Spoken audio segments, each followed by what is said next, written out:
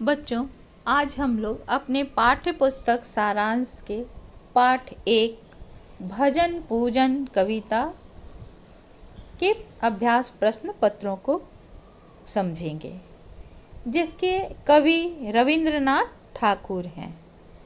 तो बच्चों, सबसे पहला प्रश्न है मौखिक प्रश्न। निम्नलिखित प्रश्नों के उत्तर संक्षेप में दीजिए। पहला प्रश्न है, इस कविता की रचना किसने की है? इस कविता की रचना रविंद्रनाथ ठाकुर जी ने की है।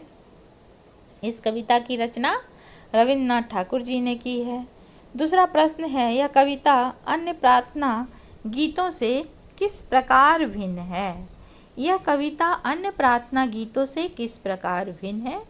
बच्चों, उत्तर है, यह कविता अन्य प्रार्थना गीतों से भिन्न है क्योंकि इसमें पूजा पाठ के पारंपरिक तरीकों को छोड़कर कर्म करने पर बल दिया गया है।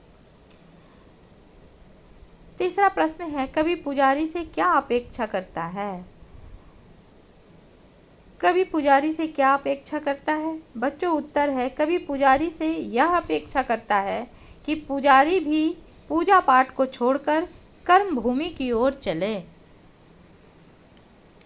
बच्चों, अब लिखित प्रश्न, जिसे हम लोग दीर्घोत्तरीय प्रश्न भी कहते हैं, तो निम्नलिखित प्रश्नों के उत्तर लिखिए। पहला प्रश्न है, कवि ने पुजारी से भजन पूजन छोड़ने की बात क्यों कही है? बच्चों, उत्तर है, कवि ने पुजारी से भजन पूजन छोड़ने की बात इसलिए कही है क्योंकि भगवान भजन पूजन करने से प्रसन्न नहीं होते हैं, बल्कि कर्म करने से प्रसन्न होते हैं। दूसरा प्रश्न है, कवि पुजारी से आंखें खोलकर देखने के लिए क्यों कहता है?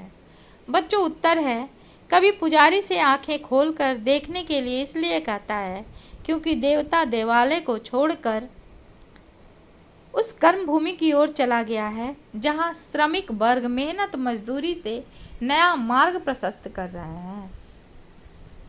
बच्चों, तीसरा प्रश्न है, तेरा देवता वहीं चला गया है पंक्ति से कवि का क्या अभिप्राय है, क्या अर्थ है? तो बच्चों, उत्तर है, इस पंक्ति से कवि का यह अभिप्राय है कि भगवान मंदिर छोड़कर वहाँ चले गए हैं जहाँ किसान और मजदूर पसीना बहाकर दिन रात काम कर रहे हैं। चौथा प्रश्न है बच्चों, कविता में किसान और मजदूरों के बारे में क्या कहा गया है? उत्तर है बच्चों, कविता में किसान और मजदूरों के बारे में यह कहा गया है कि किसान और मजदूर सर्दी गर्मी धूप और बरसात की चिंता किए बिना दिन रात परिश्रम करने में लगे रहते हैं। पांचवा प्रश्न है बच्चों, मुक्ति के प्रश्न पर कवि क्या बात समझाता है? मुक्ति के प्रश्न पर कवि क्या बात समझाता है? उत्तर है बच्चों, मुक्ति के प्रश्न पर कवि यह बात समझाता है कि मोक्ष पूजा पाठ करने से नहीं मिलेगा, बल्कि कर्म करने से मिलेगा, क्योंकि स्वयं भगवान भी सृजन कार्य में लगे रहते हैं। छठा प्रश्न है बच्चों, कवि पुजारी से क्या करने का आग्रह कर रहा है? उत्तर है बच्चों, भजन पूजन छोड़कर परिश्रम करने का पुजारी से कवि आग्रह कर रहा है। कवि पुजारी से भजन पूजन छोड़कर परिश्रम करने का आग्रह कर रहा है। कविता का मूल प्रतिपाद्य अपने शब्दों में लिखिए।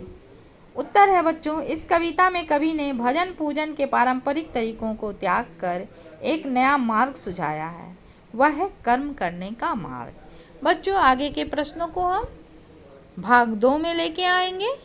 तब तक के लिए धन्यवाद।